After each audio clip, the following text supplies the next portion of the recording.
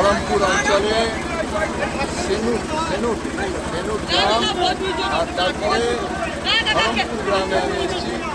সেনুট গ্রামে যে ভয়ঙ্কর চিত্র দেখলাম অত্যন্ত হৃদয় বিদারক।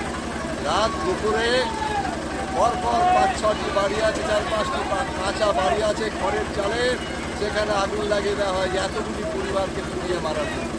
তাদের অপরাধ কি? তারা বিজেপি করে। বিজেপি করার অপরাধে এই বিজেপি শাসিত রাজ্যে আজকে বিজেপি ক্ষমতায় আসার পরেও এখনও তাদের উপর অত্যাচার বন্ধ হয়নি। আর তাই আমি প্রশাসনের দৃষ্টি আকর্ষণ করছি এই দুষ্কৃতকারীদের প্রতি শাস্তি। আমি দেখলাম এই পঞ্চায়েতের প্রধান অভুক্ত থাকে, ভিক্ষা করে খায়, আর সেই প্রধানকে সামনে রেখে তৃণমূলের নেতারা ওই চন্দ্রনাথ সিং মন্ত্রীর নেতৃত্বে এই গোটা অঞ্চলকে লুট করেছে, অত্যাচার চালিয়েছে। সেই দুর্নীতির তদন্ত চাই। কোটি কোটি টাকা, শত শত কোটি টাকা যারা লুট করেছে এই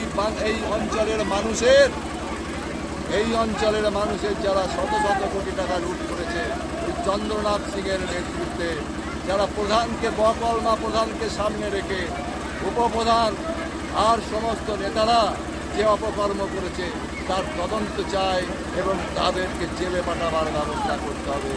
এই আহ্বান বা এই বিনম্র আবেদন আমার প্রশাসনের কাছে রইল।